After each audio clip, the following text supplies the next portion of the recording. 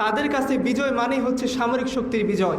তাদের কাছে বিজয় মানে হচ্ছে কিছু নিরস্ত্র নিরপরাধ মানুষের উপরে হত্যাযজ্ঞ চালিয়ে লাশের উপরে নৃত্য করার বিজয়। যাদের কাছে বিজয় মানেই হচ্ছে কোনো নিরপরাধ নিরস্ত্র ভূখণ্ডকে দখল করে সেখানে জোর করে কুফরি শাসন চাপিয়ে দেওয়ার বিজয়। দাড়ি টুপি আছে, পাগড়ি আছে, জব্বা আছে, কিন্তু দিলের ভিতরে আমার শিরক আছে। দিলের ভিতরে আমার আল্লাহ সুবহানাহু ওয়া তাআলার মুখাপেক্ষিতা নেই, দুনিয়ার মুখাপেক্ষিতা আছে। দিলের ভিতরে আমার চাকরির পুষ্ট পদবীর ভয় আছে, কিন্তু আল্লাহ আমাকে ধরবেন, আল্লাহ আমার হিসাব দিবেন, আল্লাহ আমাকে জিজ্ঞাসা করবেন, সেই ভয় আমার নেই। আফসোস, সেই ভয় আমাদের কবে আসবে? দিলের মধ্যে আছে দুনিয়ার গোলামি, তোমার দিলের মধ্যে আছে দুনিয়ার বরত্ব, তোমার দিলের মধ্যে আছে আমেরিকার বরত্ব, তোমার দিলের মধ্যে আছে ইসরায়েলের বরত্ব। তোমার এই কথা, তোমার এই বক্তৃতা, তোমার হাতে দিয়ে কি আসে যায়? কি লাভ ছিল এই জীবন নিয়ে? কি লাভ এই যৌবন নিয়ে? কি লাভ এই বিলাসিতা নিয়ে? কি লাভ এই প্রোগ্রাম নিয়ে? যদি আমাদের প্রোগ্রাম, আমাদের দিনী কাজ, আমাদের পদক্ষেপ সে আল্লাহ মুখে আমাকে না করে। আলহামদুলিল্লাহ ওয়াসসালাতু ওয়াসসালামু আলা রাসূলিল্লাহ ওয়া আলা আলিহি ওয়া সাহবিহি আজমাইন। সারাদিনের কথা শুনতে শুনতে আপনারা কি ক্লান্ত হয়ে গেছেন? শুনতে পারবেন তো ইনশাআল্লাহ? আচ্ছা, এরপরে আরও ইনশাআল্লাহ আমাদের শ্রদ্ধাভাজন জ্ঞানগর্ভ ভাইরা বক্তব্য রাখবেন। ইনশাআল্লাহ আপনাদের প্রতি অনুরোধ শেষ পর্যন্ত থাকবেন ইনশাআল্লাহ। আচ্ছা, যারা দাঁড়িয়ে আছেন একটু কষ্ট করে বসে যান ইনশাআল্লাহ, তাহলে আলোচনাটা একটু দেখতে সুন্দর লাগবে ইনশাআল্লাহ। আচ্ছা, দুনিয়া যদি আমাদের সামনে প্রশ্ন রাখে যে মুসলমান হিসাবে তোমাদের কাছে কি আছে, যেমন একটা সময় আমাদেরকে বলা হতো পৃথিবীর মধ্যে সবচেয়ে বড় পরাশক্তির একটা হচ্ছে কি,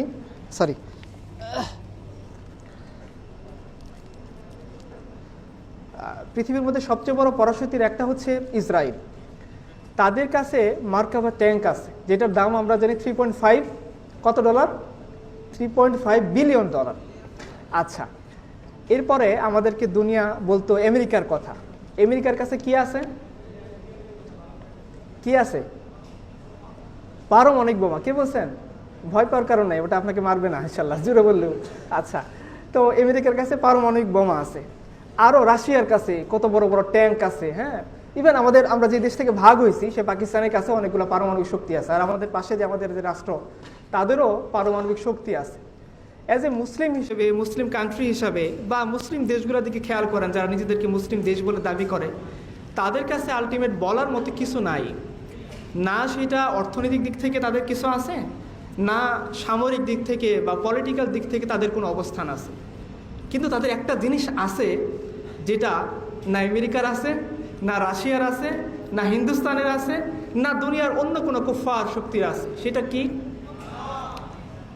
হাফিজ জালান্দারি তার একটা কবিতার মধ্যে খুব সুন্দর করে এই প্রশ্নের উত্তরটা দিয়েছেন। তিনি বলেছেন যে উধার দুনিয়া হ্যায় और दुनिया के बंदे और इधर मेरा खुदा है और मैं हूँ। বলছে, তুমি যে দুনিয়ার কথা আমাকে বললা যে তাদের পারমাণবিক শক্তি আছে, তাদের মিসাইল আছে, তাদের মার্কাভা ট্যাঙ্ক আছে, সব কিছু আছে, কিন্তু মনে রেখো তাদের কিন্তু আল্লাহ নেই। ওদিকে দুনিয়া এবং দুনিয়ার বান্দা যারা রাত দিন দুনিয়ার গোলামি করে, তাদের কাছে বিজয় মানে হচ্ছে সামরিক শক্তির বিজয়। তাদের কাছে বিজয় মানে হচ্ছে কিছু নিরস্ত্র নিরপরাধ মানুষের উপরে হত্যাযজ্ঞ চালিয়ে লাশের উপরে নৃত্য করার বিজয়। যাদের কাছে বিজয় মানেই হচ্ছে কোনো নিরপরাধ নিরস্ত্র ভূখণ্ডকে দখল করে সেখানে জোর করে কুফরি শাসন চাপিয়ে দেওয়ার বিজয়। মনে রেখো, ওদিকে একদল দুনিয়া পূজারী, দুনিয়ার গোলাম, দুনিয়ার বান্দা, আর এদিকে আমি আর আমার খোদা। আর তোমার যে অবস্থা, হাফিজ জালান্দারি বলতেছেন যে না পুছো হাল মেরা और कुछ ना पूछो कि तस्लीम ও রিজা है और मैं हूँ। হাফিজ ऐसी फलाकत के दिनों में फ़कत शुक्र खुदा है और मैं हूँ। বলতেছে তুমি আমাকে বলতেছো যে আমি গরিব মানুষ, দিনহীন মানুষ, আমার কাছে কিচ্ছু নেই, বলার মতো আমার একটা গাড়ি নেই, আমার ব্যাংক ব্যালেন্স নেই, টাকা নেই, কিন্তু মনে রেখো আমার দিলের ভিতরে আল্লাহ তাআলার শুকরিয়া আছে, যেটা কাফেরদেরকে নেই। যে হাফিজ তুমি গরিব হালতের মধ্যে কিভাবে চলো, যে তুমি তো দিন আনতে দিন খাও, তোমার নুন আনতে পান্তা ফুরিয়ে যায়। হাফিজ জালান্দারি বলতেছে তুমি জানো না যে আল্লাহর লেখা তকদিরের উপরে আমার সন্তুষ্টি আছে আর আমি আছি। দুনিয়ার কোনো শক্তির কাছে যে জিনিসটা নেই, দুনিয়ার কোনো পরাশক্তির কাছে যে পাওয়ারটা নেই, দুনিয়ার কোনো পরাশক্তির কাছে যে আশ্রয়টা নেই, সেই অসহায়, এই নিপীড়িত, নির্যাতিত মুসলিম উম্মার কাছে রয়েছে। সেটা কি? আল্লাহ সুবহানাহু ওয়া তাআলা। দুনিয়ার যে সমস্ত পরাশক্তিরা আমাদের উপর দিয়ে প্লেন চালায়, দুনিয়ার যে সমস্ত পরাশক্তিরা আমাদের উপরে মিসাইল নিক্ষেপ করে, দুনিয়ার যে সমস্ত পরাশক্তিরা আমাদেরকে পেলে পেলে জেলে পুরে রাখে, ওই পরাশক্তি দিন শেষে কোনো মাওলা নাই, আমাদের মাওলা আছে। সেই পরাশক্তি দিন শেষে যদি তার সামনে অস্ত্র না থাকে, সে ভয় কাঁপতে থাকে। সেই পরাশক্তি যদি তার কাছে কোনো পরাশক্তির আশ্রয় না থাকে, সে ভয়ে কাঁপতে থাকে। সেই পরাশক্তি যদি তার সামনে ক্ষমতা না থাকে, তো সে লেজ গুটিয়ে পালাতে বাধ্য হয়। সেই পরাশক্তি যদি কোনো মোল্লার ছবি দেখে, তো তার অন্তরের মধ্যে কম্পন শুরু হয়ে যায়। আর এই যে আমরা দরিদ্র, নিপীড়িত, দীনহীন, কিচ্ছু নেই, এই লোকগুলো যখন ওই পরাশক্তির সামনে, পরাশক্তি যখন তাকে মারার জন্যে মিসাইল নিক্ষেপ করে, তার দেহকে ক্ষত বিক্ষত করে দেয়, ওই পরাশক্তির ড্রোন যখন তাকে ভিডিও করার জন্য যায়, তখন এই নিপীড়িত, নির্যাতিত, নিষ্পেষিত মুসলিম উম্মার ইয়াহিয়া সিনওয়ার মৃত্যুর আগে সে লাঠি দিয়ে ওই পরাশক্তিকে পরাজিত করার জন্য যুদ্ধ চালিয়ে যায়। কিসের বলে? পরাশক্তির কাছে মার্কা বা ট্যাঙ্ক আছে, পরাশক্তির কাছে আল্লাহ নেই। পরাশক্তির কাছে মিসাইল আছে, পরাশক্তির কাছে আল্লাহ নেই। পরাশক্তির কাছে দুনিয়ার তাকত আছে, পরাশক্তির কাছে রহমান, সেই রহমানের দয়া নেই।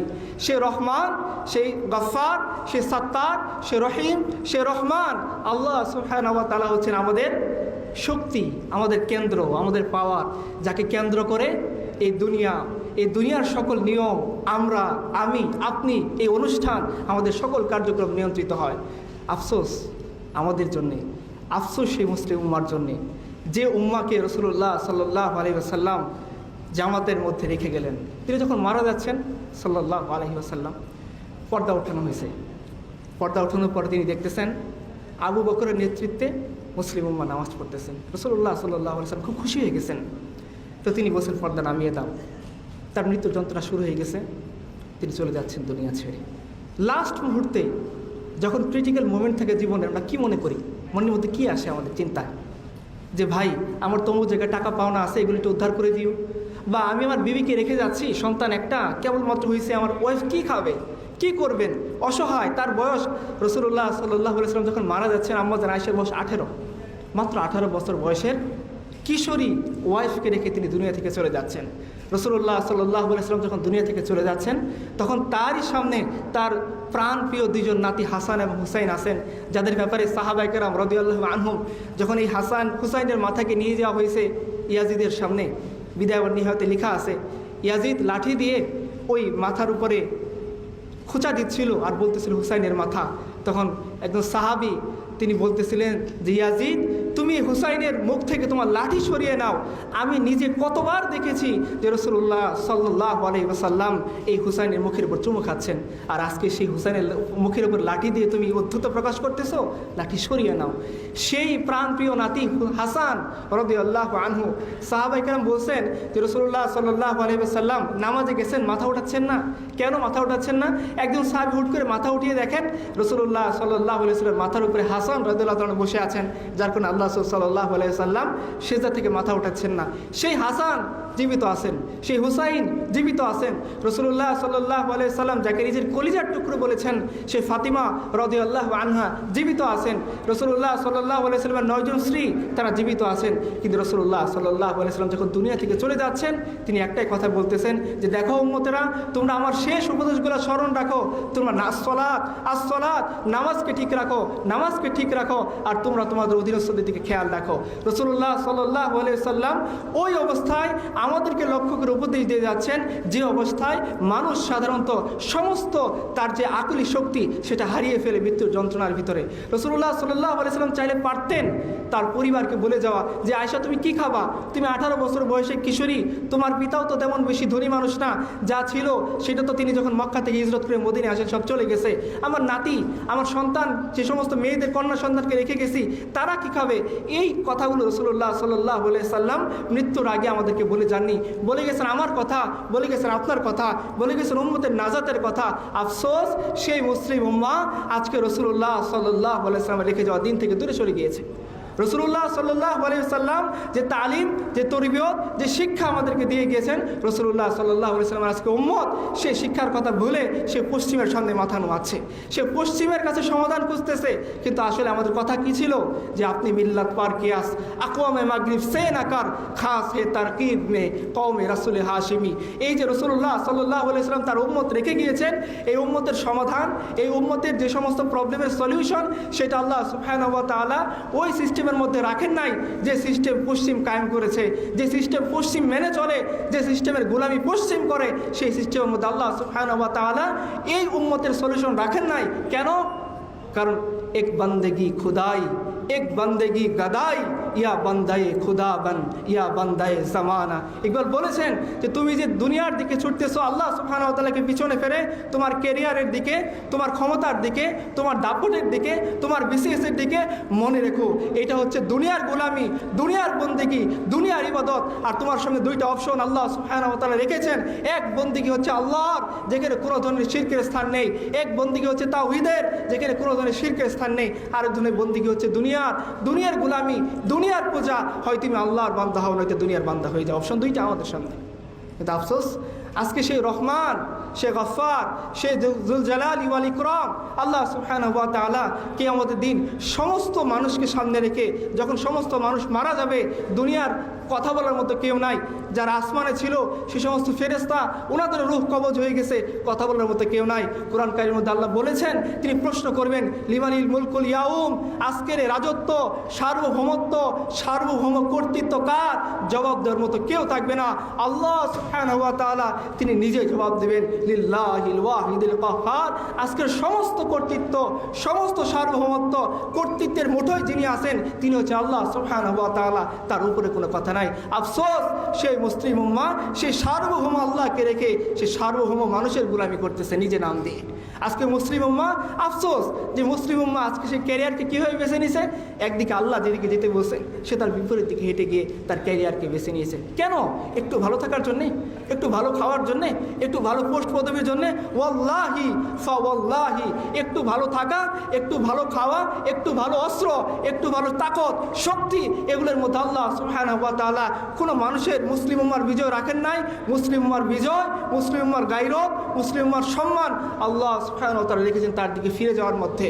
যতক্ষণ পর্যন্ত আমরা সেই আল্লাহর দিকে, তার ক্ষমতার দিকে অবনত চিত্তে মাথা নোয়াতে না পারবো, তার উপর ইয়াকিন না রাখতে পারবো, যদি বলেন কাবার রবের কসম করে বলতেছি, আমাদের বিজয় কখনো আসবে না।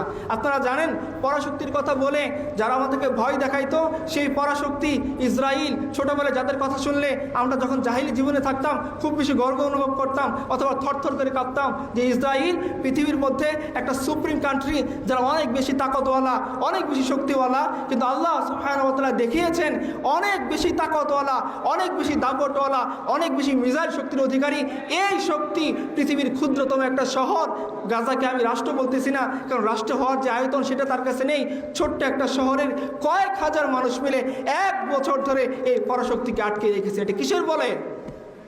আল্লাহ সুবহানাহু ওয়া তাআলা বলে। যদি এরপরেও এত বড় এক্সাম্পল আমাদের সামনে থাকার পরেও যদি আমরা সেই আল্লাহর দিকে ফিরে নিয়ে আসি, দাড়ি টুপি আছে, পাগড়ি আছে, জুব্বা আছে, কিন্তু দিলের ভিতরে আমার শিরক আছে, দিলের ভিতরে আমার আল্লাহ সুবহানাহু ওয়া তাআলার মুখাপেক্ষিতা নেই, দুনিয়ার মুখাপেক্ষিতা আছে। দিলের ভিতরে আমার চাকরির পোস্ট পদবীর ভয় আছে, কিন্তু আল্লাহ আমাকে ধরবেন, আল্লাহ আমার হিসাব দিবেন, আল্লাহ আমাকে জিজ্ঞাসা করবেন, সেই ভয় আমার নেই। আফসোস, সেই ভয় আমাদের কবে আসবে? दुनिया से जा रहा हूँ कफन में छुपा कर मुँह अफसोस बात बरने की हाया आई है मुझे। একজন কবি আফসোস করে বলতেছিলেন যে দুনিয়া থেকে যখন চলে যাচ্ছি ওই মুহূর্তে আমার ভয় চলে আসছে, ওই মুহূর্তে আমার আল্লাহকে দেখে লজ্জা আসছে। না চাইলেও মানুষ আমাকে বাধ্য করে লাশের কাপড় মুড়ি দিয়ে দিয়েছেন। সারা জীবন লজ্জা ছিল না, আল্লাহর প্রতি উদ্ধত আচরণ করেছি। সারা জীবন লজ্জা ছিল না, আল্লাহ ডান দিকে যেতে বললে বাম দিকে গিয়েছি, সামনের দিকে যেতে বললে পিছনের দিকে গিয়েছি, হারামকে ছাড়তে বললে হারামকে আঁকড়ে ধরেছি, হালালকে আঁকড়ে ধরে থাকতে বললে হালাল থেকে দূরে সরে গেছি। যখন আমার মৃত্যু আসতেছে তখন সে আল্লাহকে দেখে লজ্জা অর্জন করে লজ্জান্বিত হয়ে তখন আমি ঠিকই আমার চেহারা কাফন দিয়ে ঢেকে রেখেছি, কিন্তু এটা আমার কি কাজে লাগবে? কবর মে কোই পুছনে ওয়ালা নেই হতি, শাম্মা জ্বালা হতো উজালা নেই হতি। যে এমন একটা কবরে চলে গেলাম আল্লাহর ভয় নিয়ে, যেখানে দুনিয়া থেকে যত প্রকার আলো জ্বালানো হোক, দুনিয়া থেকে যত সাহায্য করা হোক, ওইখানে কোনো সাহায্য পৌঁছাবে না। যদি দুনিয়া থেকে খাবার পৌঁছানো হয়, সেখানে খাবার পৌঁছাবে না। আলো দিলে সেখানে আলো পৌঁছাবে না। কথা বললে সেখানে আমার পর্যন্ত সাহায্য করার কেউ থাকবে না। ওই কবরে গিয়ে আমার আল্লাহর ভয় আসলো, ওই কবরে গিয়ে আমার আল্লাহর প্রতি লজ্জা আসলো। দুনিয়াতে তো আল্লাহ সুবহানাহু ওয়া তাআলা আমাদেরকে দিয়েছিলেন। এখানে অডিয়েন্স যারা আছেন, যারা আসেন নাই, অবশ্যই তাদের মধ্যে আল্লাহ তাআলা ইসলামের বুঝ দিয়েছেন, ইসলামের সমঝ দিয়েছেন। তারপরেও যদি আমরা সেই আল্লাহকে তাকওয়ার মনে না করি, আমরা যদি সেই আল্লাহকে সুপ্রিম পাওয়ার মনে না করি, আমরা যদি সেই আল্লাহর সামনে মাথা নত না হই, তাহলে সে কোন সেজদা আছে যেটা আমাদেরকে সে কিয়ামতের দিন আল্লাহর আযাব থেকে বাঁচাইতে পারবে? तेरे बयान में नुक्ता ताहीद तो आ सकता है, पर तेरे दिमाग में बुत खाना हो तो क्या कही। ইকবাল বলেছেন যে তুমি কথা বলো, তোমার কথাই হয়তো আল্লাহর বরত্ব প্রকাশ পায়। তুমি চলো, তোমার চলাই হয়তো আল্লাহর বরত্ব প্রকাশ পায়। কিন্তু তোমার দিলের মধ্যে আছে দুনিয়ার গোলামি, তোমার দিলের মধ্যে আছে দুনিয়ার বরত্ব, তোমার দিলের মধ্যে আছে আমেরিকার বরত্ব, তোমার দিলের মধ্যে আছে ইসরায়েলের বরত্ব। তোমার এই কথা, তোমার এই বক্তৃতা, তোমার হাতে দিয়ে কি আসেছে? মুসলিমের আফসোস যে আল্লাহ সুবহানাহু ওয়া তাআলা সার্বভৌম ক্ষমতার অধিকারী, সে আল্লাহর প্রতি আমাদের কোনো ইয়াকিন নেই, কোনো বিশ্বাস নেই। আমরা বিশ্বাস করতে চাই না যে আল্লাহ সুবহানাহু ওয়া তাআলা আমাদেরকে সেই পদ্ধতিতে বিজয় দিবেন যে পদ্ধতিতে আমাদের পূর্বসূরীদেরকে বিজয় দিয়েছিলেন। কী ছিল? আপনি হুনাইনের ময়দানে চলে যান, মনে আছে আপনাদের? কিছু কিছু মানুষ মনে করেছিল, মুসলিম যারা, যে তখন মুসলিম উম্মাহ 10,000 সাহাবী নিয়ে রাসূলুল্লাহ সাল্লাল্লাহু আলাইহি ওয়াসাল্লাম মক্কা বিজয় করেছেন, তাই না?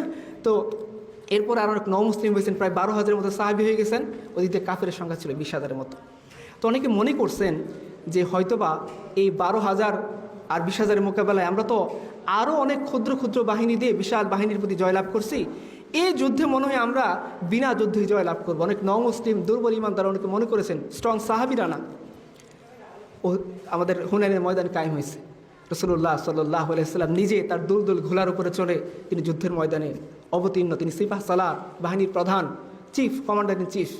হঠাৎ করে দেখা গেল কাফেররা এমনভাবে আক্রমণ শুরু করছে, হুট করে রাসূলুল্লাহ সাল্লাল্লাহু আলাইহি ওয়াসাল্লাম বাহিনী যখন ময়দানে পৌঁছাইছে, ওরা আগে তীর নিয়ে রেডি ছিল। হুট করে তারা তীর বৃষ্টি শুরু করে দিছে। আল্লাহ রাসূল সাল্লাল্লাহু আলাইহি ওয়াসাল্লাম তার সাহাবীরা প্রস্তুতি নেওয়ার সময় পাননি।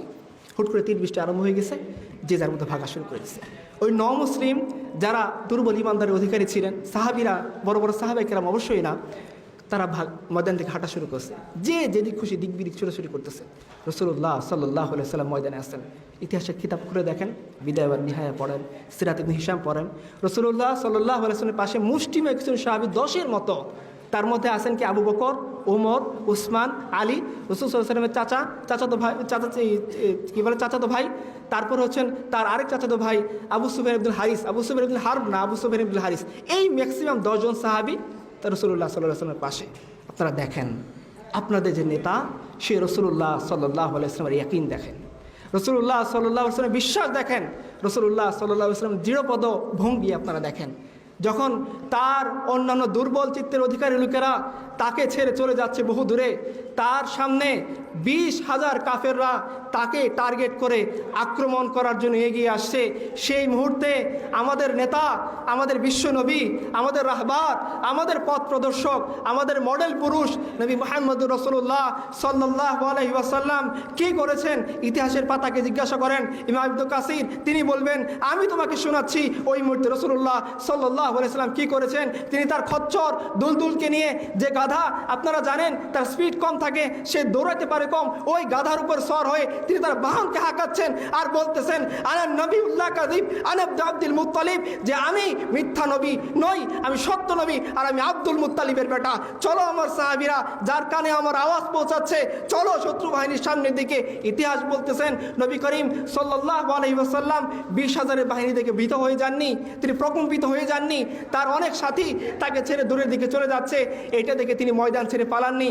তিনি বরঞ্চ তার দুলদুলকে হাঁকিয়ে সামনের দিকে এগিয়ে যাচ্ছেন, পড়তেছেন কবিতা, জাগরণী সঙ্গীত। আপনারা জানেন রাসূলুল্লাহ সাল্লাল্লাহু আলাইহি ওয়াসাল্লাম তার জীবনের মধ্যে খুব কমই ছন্দবদ্ধ কথা ব্যবহার করছেন, কিন্তু সেই হুনাইনের প্রান্তর ছিল এমন একটা প্রান্তর যেখানে আপনারা রাসূলুল্লাহ সাল্লাল্লাহু আলাইহি ওয়াসাল্লামের সেই ইয়াকিনের, সেই সাহসিকতার দৃষ্টান্ত খুঁজে পাবেন। যখন শত্রু বাহিনী তাকে টার্গেট করে মারার জন্য এগিয়ে আসতেছে, আসতেছে, যখন শত্রু বাহিনী তাকে আঘাত করার জন্য টার্গেট করে এগিয়ে আসতেছে, যখন তার সাথে 10 জনের বেশি সাহাবায়ে কেরাম নেই, তখন ওই মুহূর্তে আমাদের নবী সাল্লাল্লাহু আলাইহি ওয়াসাল্লাম সেই এক আল্লাহর উপর ভরসা করে এগিয়ে যাচ্ছেন। কারণ রাসূলুল্লাহ সাল্লাল্লাহু আলাইহি ওয়াসাল্লাম জানেন যে আল্লাহ সুবহানাহু ওয়া তাআলা তাকে ওয়াদা দিয়েছেন যে আল্লাহ সুবহানাহু ওয়া তাআলা এই দিনকে অবশ্যই বিজয়ী করবেন, এই দিনকে অবশ্যই নবীজির মাধ্যমে গালেব করবেন। নবী সাল্লাল্লাহু আলাইহি ওয়াসাল্লাম ততক্ষণ পর্যন্ত দুনিয়া থেকে আল্লাহর কাছে যাবেন না যতক্ষণ না জাজিরাতুল আরবের বুকে আল্লাহর দ্বীন কায়েম হচ্ছে। এই যে ইয়াকিন, এই যে বিশ্বাস, সেটা রাসূলুল্লাহ সাল্লাল্লাহু আলাইহি ওয়াসাল্লামের দিলের ভিতরে গালেব ছিল, প্রতিষ্ঠিত ছিল, যার কারণে 20,000 বাহিনীর ভয় তার দিলকে প্রকম্পিত করতে পারেনি। তিনি এক আল্লাহর উপর ভরসা করে সাহাবায়ে কেরামকে সাথে নিয়ে, মাত্র 10 জন সাহাবীকে সাথে নিয়ে তিনি বলছেন, সাহাবীরা চলো শত্রু বাহিনীর সামনে আক্রমণ করো। ইতিহাস সাক্ষী, যুদ্ধের মোড় ঘুরে গেছে, কাফেররা পরাজিত হয়ে গিয়েছে।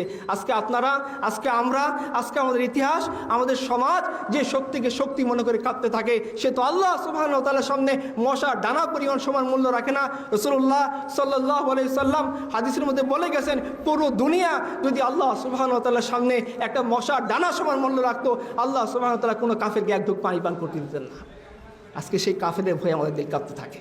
অথচ আমার রব, আমার আল্লাহ, যে আল্লাহ সুবহানাহু ওয়া তাআলা আমাদেরকে বিজয়ের ওয়াদা দিয়েছেন, সে আল্লাহর প্রতি আমাদের ইয়াকিন কাজ করে না, সে আল্লাহর প্রতি ভয় কাজ করে না। আমিও সিজদা দেই, সিজদা পড়ে থেকে চাকরির দিকে, আমিও সিজদা দেই, সিজদা পড়ে থেকে আমার বসের দিকে, আমিও সিজদা দেই, সিজদা পড়ে থেকে ট্রেনের সময়ের দিকে।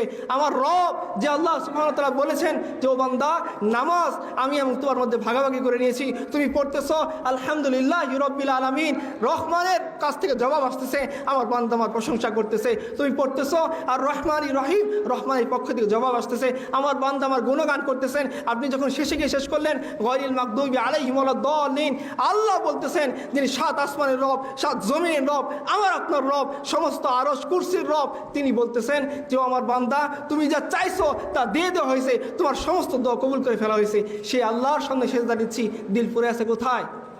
और उन्होंने सजदा किया, पर इस सजदा का अजब अंदाज है, इन्होंने वो सजदा किया जिस पर खुदा का नाज है। আমরা ওরকম সেজদা করতে পারিনি। চলে যান আপনাদের লিডার হুসাইন রাদিয়াল্লাহু তাআলার কাছে। কারবালার ময়দান কায়েম হয়ে গিয়েছে, তার পরিবারের সমস্ত মানুষ নিহত হয়ে গিয়েছেন, কয়েকজন নারী আর তার শিশু সন্তান আলী রাদিয়াল্লাহু আনহু নামে যিনি নাম রেখেছেন, সেই বাচ্চা সন্তান ঘরের ভিতরে, তাঁবুর ভিতরে কাতরাচ্ছেন। তার ওয়াইফ আছেন, তার বোন আছেন, তার ভাগিনা আছেন, ভাইপো আছেন, সব কিছুকে সামনে রেখে আমাদের ইমাম হুসাইন রাদিয়াল্লাহু আনহু যখন ময়দানে দাঁড়িয়ে গেলেন তার সন্তানকে নিয়ে, যে আমার সন্তানকে একটু পানি পান করতে দাও, ইয়াজিদের সৈন্যরা এক ফোঁটা পানি দিচ্ছে না। তিনি বলতেছেন এই কারবালার এই ফুরাতের প্রান্ত থেকে আরে গাধা পানি পান করতেছে, কুকুর পানি পান করতেছে, হিংস্র জীব জানোয়ার পান করতেছেন, আর রাসূলুল্লাহ সাল্লাল্লাহু আলাইহি ওয়াসাল্লামের বংশধর পানি ছাড়া এই দুনিয়া থেকে চলে যাবে। এই দৃশ্য কীভাবে হয়? একটু পানি আমাকে পান করতে দাও। ইতিহাসের কিতাব খোলেন, বিদায় নিহায় বলবে যে ওই সময় সে তার সন্তানের দিকে লক্ষ্য করে তীর নিক্ষেপ করা হয়েছে। হুসাইন রাদিয়াল্লাহু তাআলা আনহু সে আল্লাহর উপর ভরসা করে বলতেছেন, হে আল্লাহ তুমি আমার কুরবানি কবুল করে নাও। অনেকে তো সেজদা করে, হুসাইন সেজদায় পড়ে গেছেন, ইয়া আল্লাহ আমার বংশধরকে সামনে নিয়ে তোমার দিনে রক্ষার জন্য এগিয়ে আসছি, তুমি আমার কুরবানি কবুল করো। আমিও সেজদা করি, হুসাইনও সেজদা করে, হুসাইনের সেজদা আর আমার সেজদার মধ্যে ফারাক আপনি চিন্তা করে দেখেন। जिन्होंने अपने बच्चों की जनाजा कंधों पर उठाया वो हुसैन, जिन्होंने सब कुछ खोकर भी कुछ ना खोया वो हुसैन। সব কিছু বিলীন করে দিয়েছেন আল্লাহর জন্যে, এরপরে যিনি পরাজিত হন নাই তিনি হোসেন। আর আজকে আমি আপনি আল্লাহর প্রতি সেই সার্বভৌমত্বের বিশ্বাসকে হারিয়ে ফেলে এমন অপদস্থ জাতিতে পরিণত হয়েছি যে আজকে কাফির মুশরিকরা আমাদের গোনাই ধরে না। কি লাভ ছিল এই জীবন নিয়ে, কি লাভ এই যৌবন নিয়ে, কি লাভ এই বিলাসিতা নিয়ে, কি লাভ এই প্রোগ্রাম নিয়ে, যদি আমাদের প্রোগ্রাম, আমাদের দিনী কাজ, আমাদের পদক্ষেপ সে আল্লাহমুখী আমাকে না করে।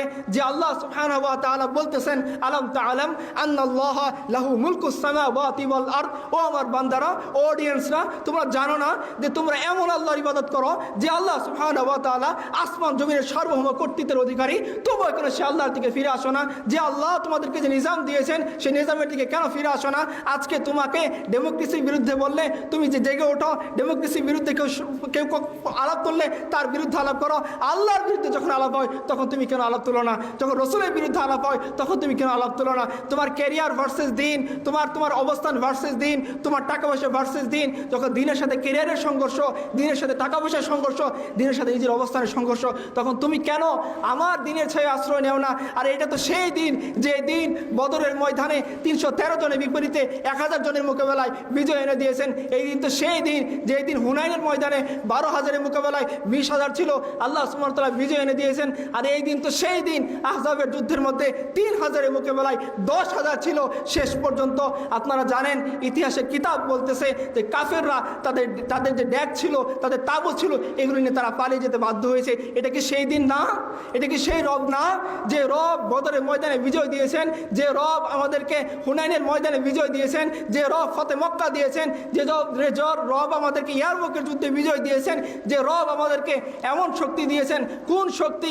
চলেন ইতিহাসের পাতাকে জিজ্ঞাসা করেন। রাসূলুল্লাহ সাল্লাল্লাহু আলাইহি ওয়াসাল্লামের সাহাবী সাদ ইবনে আবি ওয়াক্কাস রাদিয়াল্লাহু আনহু, তিনি যখন সমুদ্রের মধ্যে দাঁড়িয়ে গিয়েছেন, দরিয়ার মধ্যে, দাজলা নদীর মধ্যে, তিনি জিজ্ঞাসা করতেছেন, ও আমার সঙ্গীরা, তোমরা কি চাও? এই যে আল্লাহ সুবহানাহু ওয়া তাআলার দিন, সেটা এই পর্যন্তই সীমিত হয়ে যাক, নাকি দরিয়ার ওই পাশে নিয়ে যাব? সমস্ত সাহাবীরা, তার সঙ্গীরা, তার অধীনস্থরা বলতেছেন, না আমাদের লিডার, আমরা এখানে আল্লাহর দিনকে খতম করব না, আমরা দরিয়ার পরেও ওর পরেও দিনকে নিয়ে যাব, কিন্তু আমাদের যাওয়ার মতো কোনো পোল নাই, কোনো যাওয়ার মতো সাঁকো নাই, কোনো নৌযান নাই, আমরা কীভাবে যাব? ওই মুসলিমদের আমির সাদ ইবনে আবি ওয়াক্কাস বলতেছেন, সে আল্লাহর উপরে ভরসা করো, ঘোড়াকে চালাও। ইতিহাসের কিতাব সাক্ষী। না না না, আমি কোনো বানোয়াট কাহিনী আপনাদেরকে বলতেছি না, আমি কোনো টিভি সিনেমার গল্প আপনাদের সামনে বলতেছি না, আমি হুমায়ুন আহমদের লেখা কোনো উপন্যাস আপনাদের সামনে বলতেছি না, আমি সেই কাহিনী বলতেছি যে কাহিনী নবী মুহাম্মদ রাসূলুল্লাহ সাল্লাল্লাহু আলাইহি ওয়াসাল্লামের সঙ্গী তার উম্মতের সাথে ঘটছে। তারাও উম্মত, আমরা উম্মত, কান খাড়া করে শুনি সেই ঘটনার শেষ বিন্দু কোথায় গিয়ে দাঁড়ায়। রাসূলুল্লাহ সাল্লাল্লাহু আলাইহি ওয়াসাল্লামের সাহাবীরা যখন তারা সেই ঘোড়া নিয়ে দাজলা নদী পার হয়ে গেলেন, তো দেখা গেল ঘোড়ার একটা খুরও সে দাজলা নদীর পানিতে ডুবে নাই। আল্লাহ সুবহানাহু তাদেরকে পার করে দিয়েছেন। ইকবাল সেই কথাকে স্মরণ করে বলেছেন, দাস্তু দাস্তে দরিয়া ভি না ছোড়ে হামনে, বেহের জুলমত পে দৌড়া দিয়ে ঘোরে হামনে। আরে জমিন তো দূরের কথা, আমরা তো পানিকেও ছাড়ি নাই, পানির উপরে আমরা ঘোড়া দৌড়িয়ে দিয়েছি। এই যে সাহাবায়ে কেরাম কিসের উপর ভিত্তি করে তার পানির উপর ঘোড়া ছুটিয়ে দিয়েছেন? ব্রিজের উপর ভিত্তি করে, সাঁকুর উপরে বেস করে, নাকি নৌজানের উপর ইয়াকিন করে? না ভাই, নৌজানের উপর ইয়াকিন করে না, ব্রিজের উপরে ইয়াকিন করে না, কোনো দুনিয়ার তাকতের উপর ইয়াকিন করে না, এক আল্লাহর উপর ইয়াকিন করে তারা তাদের ঘোড়াকে দরিয়ার বুকে চালিয়ে দিয়েছেন। ফলে কি হয়েছে? ফলে যখন দেখতেছিল শত্রু বাহিনী, এরা কারা যারা দরিয়ার বুকে ঘোড়া চালিয়ে এই পাশে চলে আসতেছে, ওরা বলতেছে, খবরদার এই বাহিনীর সাথে যুদ্ধ করে বিজয় লাভ করার স্বপ্ন দেখো না। এরা এমন বাহিনী যাদেরকে না আসমান আটকাইতে পারবে, না জমিন আটকাইতে পারবে, না দুনিয়ার কোনো শক্তি তাদেরকে আটকাইতে পারবে। এই দৃশ্য দেখার পরে কাফেররা ময়দান ছেড়ে ভেঙে চলে গিয়েছে। এটা কোন শক্তি ছিল আমাকে বলেন প্রিয় ভাইরা? আমেরিকার শক্তি? এটা কি রাশিয়ার শক্তি? এটা ইসরায়েলের শক্তি? এটা মিসাইল পাওয়ারের শক্তি? না ভাই, এটা মিসাইল পাওয়ারের শক্তি না, এটা দুনিয়ার তাকত না, এটা মার্কাবা ট্যাঙ্কের শক্তি না, এটা ড্রোনের শক্তি না, এটা সেই শক্তি যার জবাব আমরা এক পাহাড়ি মোল্লার কাছে যাই। পাহাড়ি মোল্লাকে গিয়ে সবাই যখন বোঝাচ্ছিল যে আপনি যে ভাইকে আশ্রয় দিয়েছেন, সেই ভাইকে যদি আপনি আশ্রয় না তুলে দেন আমেরিকার হাতে, তাহলে আপনার যে ইমারত আল ইসলামিয়া সেটাকে তারা তছনছ করে দেবে। তারা ওয়াদা করেছে 6 মাসের মধ্যে ইমারত বলে কিছু থাকবে না, একেবারে মাটির সাথে মিশিয়ে দেবে। সেই পাহাড়ি মোল্লা কান খাড়া করে শোনেন, তিনি সাহাবীদের শতাব্দীর মানুষ নন, তিনি আমাদের শতাব্দীর মানুষ। যে শতাব্দীর মধ্যে আমি আপনি বসবাস করতেছি, তারও তো জওয়ানি ছিল, তারও তো যৌবন ছিল, তারও তো দুনিয়া ছিল, তারও তো পরিবার ছিল, তারও ইমারত ছিল, তারও ক্ষমতা ছিল, আপনার আমার তো বেশি ছিল। আমরা 57,000 বর্গমাইলে গর্ববোধ করি, তার বর্গমাইলে হয়তো আমাদের চেয়ে বেশি ছিল। এই পাহাড়ি মোল্লা রহমতুল্লাহি আলাই তিনি বলতেছিলেন, আরে শুনে রাখো, যারা আমাকে বুঝাইতে আসছো যে এই ভাইকে যদি আমি শত্রুর হাতে তুলে না দেই তাহলে তারা আমি ইমারতকে ঘুরিয়ে দেবে, আরে শোনো, ওই শত্রুরা ওয়াদা করেছে তারা 6 মাসের মধ্যে ইমারত ঘুরিয়ে দেবে, আর আমার রব ওয়াদা করেছেন আমাকে তিনি বিজয় করবেন। আমি দেখতে চাই কার ওয়াদা সত্য হয়। আরে ভাই, তো আমাদেরই শতাব্দীর মানুষ। সব কথা বাদ দেন, সাহাবায়ে কেরাম তো বহুত দূরের কথা, তাদের ইয়াকিনের সামনে যদি আমাদেরকে দাঁড় করানো হয়, মিসমার হয়ে যাবে সমস্ত অহংকার। তাদের সামনে যদি দাঁড় করিয়ে দেওয়া হয়, মিসমার হয়ে যাবে সমস্ত আমল। তাদের সামনে যদি দাঁড় করিয়ে দেওয়া হয়, বলার মতো কোনো কিছু থাকবে না। এই পাহাড়ি মোল্লা রহমতুল্লাহি আলাই, তার সামনে যদি আমাদেরকে দাঁড় করিয়ে দেওয়া হয়, বলেন সে জবাবটা কি হবে? কি হবে সে জবাবটা? যে আল্লাহ সুবহানাহু ওয়া তাআলার সামনে আমরা দিতে পারবো? আল্লাহ সুবহানাহু ওয়া তাআলার সামনে বলতে পারবো? আল্লাহ বলবেন, একদিকে আমি আমার তাকতের কথা বর্ণনা করছিলাম যে দুনিয়ার সমস্ত শক্তি আপনারা চলে যান রাসূলুল্লাহ সাল্লাল্লাহু আলাইহি সাল্লামের কাছে। হিজরতের আগে তাকে ধরার জন্য সমস্ত কাফের ঐক্যবদ্ধ হয়ে গেছে, সেই ঘটনা আপনারা জানেন। তার ঘরকে আক্রমণ করা হয়েছে। দুনিয়ার সমস্ত হিসাব, দুনিয়ার সমস্ত ক্যালকুলেশন বলতেছে এই মুহূর্তে নবী সাল্লাল্লাহু আলাইহি সাল্লাম বাঁচা সম্ভব না। কারণ আবু জেহেল বুদ্ধি করে সমস্ত বড় বড় গোত্র থেকে ছেলে পেলে বাছাই করে এনে মুহাম্মদ সাল্লাল্লাহু আলাইহি ওয়াসাল্লামের ঘরকে আক্রমণ করেছে। এখন দুনিয়ার সমস্ত হিসাব বলতেছে আজকে নবী সাল্লাল্লাহু আলাইহি ওয়াসাল্লাম খতম হয়ে যাবে। রাসূলুল্লাহ সাল্লাল্লাহু আলাইহি ওয়াসাল্লাম এই নিয়ে মোটেও চিন্তিত নন। তিনি আলীকে বলতেছেন, আলী তুমি এই যে আমার আমানতের ধন সম্পদ সেটাকে নিয়ে তুমি যথাযথ প্রাপক যারা তাদেরকে পৌঁছে দিবা এবং মদিনায় গিয়ে আমার সাথে দেখা করবা।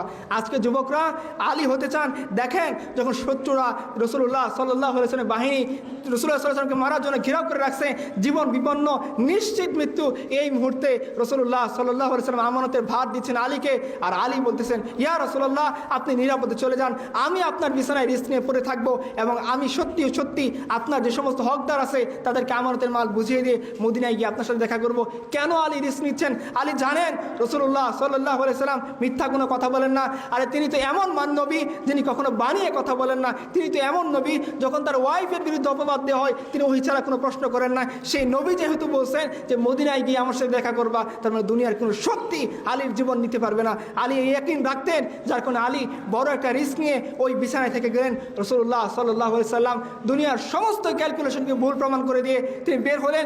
বের হয়ে দেখেন যে কাফেররা সত্যি তার ঘরকে ঘেরাও করে রাখছেন। তিনি সেই দিকে পাত্তা দেননি। তিনি বালু নিয়ে কুরআন কারীমের আয়াত পড়ে তাদের দিকে নিক্ষেপ করেছেন এবং আল্লাহ সুবহানাহু ওয়া তাআলা বলতেছেন যে ও নবী তুমি তো নিক্ষেপ করেছো, প্রত্যেকটা মানুষের চোখে চোখে, প্রত্যেকটা কাফেরের চোখে চোখে পৌঁছে দিয়েছে আমি আল্লাহ নিজে। যখন কাফেরদের চোখে চোখে সেই বালি পৌঁছে গেল, কাফেররা চোখ মুছতে লাগলো। রাসূলুল্লাহ সাল্লাল্লাহু আলাইহি ওয়াসাল্লাম যাকে মারার জন্য কাফেররা উৎপেতে আছে, সামনে দাঁড়িয়ে আছে, তাদের সামনে দিয়ে রাসূলুল্লাহ সাল্লাল্লাহু আলাইহি ওয়াসাল্লাম বের হয়ে মদিনার পানে হাঁটা শুরু করলেন। কাফেররা তার নাগাল পেল না। এটা কি ভাই, এটা কি? রাসূলুল্লাহ সাল্লাল্লাহু আলাইহি ওয়াসাল্লাম জানতেন যে আল্লাহ সুবহানাহু ওয়া তাআলা ততক্ষণ পর্যন্ত তার মওত দিবেন না যতক্ষণ এই দিন জমিনের বুকে জাজিরাতুল আরবের প্রতিষ্ঠা হচ্ছে। এই ইয়াকিন তার দিলের ভিতরে ছিল। তিনি চলে যাচ্ছেন মাঝপথের কাহিনী, তিনি যে গারে সৌরের মধ্যে আসছেন, তো গারে সৌরের কাছাকাছি কাফেররা চলে আসছে এবং আবু বকর বলতেছেন, ইয়া রাসূলুল্লাহ তারা যদি মাথাটাকে আরেকটু নিচা করে তাহলে তো আমাদের দেখে ফেলবে, আমরা তো ধরা খেয়ে গেলাম। এই নবী সেই মুহূর্তে গারে সৌরের সঙ্গীকে লক্ষ্য করে বলতেছেন, হে আবু বকর তুমি হতাশা পেও না, হতাশাগ্রস্ত হয়েও না, তুমি হাল ছেড়ে দিও না, ইন্নাল্লাহা মা'ানা, আমাদের সাথে আল্লাহ আছেন, তিনি আমাদেরকে বিজয়ী করবেন। এই নবী চলে যাচ্ছেন সামনের দিকে। দেখেন সামনে যেতে যেতে সুরাকা ইবনে মালিক তার নাগাল পেয়ে গেছে। কাফেরদের পক্ষ থেকে বলা হয়েছে নবী সাল্লাল্লাহু আলাইহি সাল্লামকে যে ধরে দিতে পারবে তাকে 100 লাল উট হাদিয়া দেওয়া হবে, মনে করেন 100টা মার্সিডিজ ব্র্যান্ডের গাড়ি দেওয়া হবে। কাফেররা ছুটতে রাসূল সাল্লাল্লাহু আলাইহি ওয়াসাল্লামকে ট্রেস করতে তার পায়ের ছাপ ধরে রাসূলুল্লাহ সাল্লাল্লাহু আলাইহি ওয়াসাল্লাম তার সাহাবী আবু বকরকে সুরাকে নাগাল পেয়ে গেছেন। আবু বকর রাসূলুল্লাহ সাল্লাল্লাহু আলাইহি ওয়াসাল্লাম উটের পিছনে বসে আছেন, আল্লাহ রাসূল উটের সামনে বসে আছেন। তিনি বলতেছেন, ইয়া রাসূলুল্লাহ আমাদেরকে তো সুরাকা ইবনে মালিক নাগাল পেয়ে গেছে, এখন কি হবে? রাসূলুল্লাহ সাল্লাল্লাহু আলাইহি ওয়াসাল্লাম ইতিহাসের কিতাব পড়েন, রাসূলুল্লাহ সাল্লাল্লাহু আলাইহি ওয়াসাল্লাম মাত্র একবার পিছনের দিকে তাকিয়ে কনফার্ম হয়েছেন যে হ্যাঁ সুরাকা ইবনে মালিক আসলে কতখানি কাছাকাছি চলে আসছে। ওয়াল্লাহি এরপরে রাসূলুল্লাহ সাল্লাল্লাহু আলাইহি ওয়াসাল্লাম একবারের জন্য পিছনের দিকে তাকিয়ে ভয় পাননি, বরং তিনি বলতেছিলেন, আবু বকর আল্লাহ আমাদের সাথে আছেন, তিনি সাহায্য করবেন। ইতিহাসের কিতাব খোলেন, সুরাকা যখন রাসূলুল্লাহ সাল্লাল্লাহু আলাইহি ওয়াসাল্লাম পিছন পিছন চলে আসতেছিল, সাথে সাথে তার ঘোড়া মাটির বালির মধ্যে ডেবে গেছে, সে আর আগাতে পারেনি। এটা কোন ইয়াকিন ছিল, কোন বিশ্বাস ছিল? আমেরিকার উপরে ইয়াকিন, রাশিয়ার উপরে ইয়াকিন, ইন্ডিয়ার উপরে ইয়াকিন, ইসরায়েলের উপরে ইয়াকিন, পাওয়ারের দুনিয়ার শক্তির উপরে ইয়াকিন? না ভাই, এক আল্লাহর উপরে ইয়াকিন, এক আল্লাহর উপরে বিশ্বাস, এক আল্লাহর সামনে মাথা নোয়ানোই ছিল মুসলিম উম্মার গৌরবের বিষয়। আফসোস আজকে মুসলিম উম্মাহ, এই মুসলিম উম্মার যুবকরা আজকে বিসিএস না পেলে তারা কেঁদে তাদের বুকে কেঁদে কেঁদে তার বিছানা ভাষায়। আজকের এই মুসলিম উম্মাহ এক অথর্ব নারীর জন্য সে বসে বসে কাঁদে, কারণ তার নারী 7 দিন ধরে তার মেসেজের রিপ্লাই দিচ্ছে না। এই যে আমাদের অবস্থান, এই অবস্থা আমাদের কবে পাল্টাবে? একটা কাফের ঘটনা বলে শেষ করে দিন, আমাদের সময় চলে আসতেছে। আপনারা জানেন যে বাদশাহ আব্রাহা সে যখন মক্কায় আসলো, মক্কা কাবাঘরকে ধ্বংস করে দেওয়ার জন্যে, তো কাবাঘরে এসে সে কথা বলতেছে, 200 উট আব্দুল মুত্তালিবের সিজ করেছে। আব্দুল মুত্তালিবকে ডাকছে, তুমি মক্কার সম্ভ্রান্ত বড় নেতা, তোমার সাথে আমি একটু কথা বলতে চাই। তো বাদশাহ আব্রাহার দুধ গিয়ে আব্দুল মুত্তালিবকে ডেকে আনছে। ডেকে আনার পর বাদশাহ আব্রাহা বলতেছে যে আমি তোমাদের পূর্বপুরুষদের গৌরবকে ধ্বংস করে দিতে চাই, তোমার কি মত? তো আব্দুল মুত্তালিব খুব স্পষ্ট করে একটা কথা বলছেন যে দেখো, এই ঘরের একজন মালিক আছেন, আর এই উটের মালিক আমি। তুমি আমার 200 উট সিজ করেছো, তুমি এই 200 উট ফেরত দাও। এই কাবা ঘরের একজন মালিক আছেন, তিনি বুঝবেন তুমি তার সাথে কি করবা না করবো। আব্দুল মুত্তালিব 200 উট ফেরত দিয়েছে। আব্দুল মুত্তালিব চলে গেছে, কাবার গিলাফ ধরে কয়েকজন মুসলিমের সর্দারকে রেখে বাকি সবাইকে সে বের করে দিয়েছে, চলে যাও, বাদশাহ আব্রাহার সাথে মোকাবেলা করার মতো হিম্মত আমাদের নেই। কারণ বাদশাহ আব্রাহা হাতি বাহিনী নিয়ে আসতে, যে হাতি বাহিনীর সাথে আমরা পরিচিত না, তখন আর কী করা যায়? তখন তাদেরকে বলছে তোমরা পাহাড়ে গিয়ে আশ্রয় নাও। সবাই পাহাড়ে গিয়ে আশ্রয় নিয়েছে এবং আব্দুল মুত্তালিব তার কয়েকজন মুসলিমেও নেতৃস্থানীয় লোককে নিয়ে কাবার সামনে দাঁড়িয়ে আছে। কাবার গিলাফ ধরে সে একটা কথা বলতেছিল যে, হে আল্লাহ, একজন গোলাম, তাকেও যদি কোনো দায়িত্ব দেওয়া হয়, তাকেও যদি কোনো দায়িত্ব অর্পণ করে দেওয়া হয়, কিছু মানুষকে যদি তার অধীনস্থ করে দেওয়া হয়, একজন সাধারণ হাফসি গোলামও তো সেই দায়িত্ব ঠিকঠাকভাবে পালন করে। আর আল্লাহ, তুমি তো সবার উপরে ক্ষমতাবান, তুমি কি তোমার এই ঘরকে শত্রু বাহিনীর করোনার উপরে ছেড়ে দেবা? এই কথা বলে উহিয়নি আব্দুল মুত্তালিব একটু পরে সে নিজেও গিয়ে পাহাড়ে আশ্রয় নিয়েছে। আজকে আমাদের আফসোস করে বলতে হয়, এই আব্দুল মুত্তালিব যার ভাগ্যে ইমান নসিব হয়নি, সে আব্দুল মুত্তালিব শিরক মিশ্রিত থাকা অবস্থায়, শিরকের মধ্যে নিমজ্জিত থাকা অবস্থায় সে আল্লাহর উপর যতটা ভরসা রেখেছিল, আল্লাহর উপর যতটা অভিমান করে কথা বলেছিল, আল্লাহকে যে যতটা সে আপন মনে করেছিল, আফসোস মুসলিম উম্মাহ আজ সে আল্লাহকে এতটা বেশি আপন মনে করে না। আব্দুল মুত্তালিবের থেকেও তো আমাদের শিক্ষা নেওয়া দরকার, রাসূলুল্লাহ সাল্লাল্লাহু আলাইহি ওয়াসাল্লাম থেকে শিক্ষা নেওয়া দরকার, রাসূলুল্লাহ সাল্লাল্লাহু আলাইহি ওয়াসাল্লাম সাহাবীদের থেকে শিক্ষা নেওয়া দরকার। আমরা ঠিক জানি না যে আমরা ঠিক কার কাছ থেকে শিক্ষা নিচ্ছি, কার কাছে গিয়ে মাথা নোয়াচ্ছি। পশ্চিম বলতেছেন ডেমোক্রেসি গ্রহণ করো, তোমাদের দিনের রাস্তা খুলে যাবে, বাস ডেমোক্রেসির সামনে মাথা নোয়াচ্ছি। আমরা কিতাব লিখতেছি ইসলামী গণতন্ত্র, পশ্চিম বলতেছে সমাজতন্ত্র গ্রহণ করো, বাস আমরা সেটা মেনে নিচ্ছি। কিতাব লিখতেছি ইসলামী সমাজতন্ত্র, কালকে যদি পশ্চিম বলে ইসলামী সমকামিতা, আমরা হয়তো সেটাও মেনে নিব। কিছু করার নেই। পশ্চিমের দিকে যেভাবে আমরা তাকিয়ে আসি, পশ্চিমকে যেভাবে রব মানিয়ে নিয়েছি, আমাদের আবার চিন্তা করা দরকার যে না না ভাই, একমাত্র আমাদের রব হচ্ছেন আল্লাহ, যিনি আসমান জমিনের সার্বভৌম ক্ষমতার অধিকারী। তার কুরসি কত বড়! আল্লাহ বলতেছেন, বান্দারা শুনে রাখো, ওয়াসিয়া কুরসিয়ুস সামাওয়াতি ওয়াল আরদ, তিনি এত বড় সত্তা যার কুরসি সমস্ত আসমান জমিনকে পরিব্যাপ্ত করে আসে। আর শোনেন, হাদিসের কিতাব থেকে ঘটনা শোনেন, হাদিস বলতেছে আমরা যে প্রথম আসমান দেখি, এটা দ্বিতীয়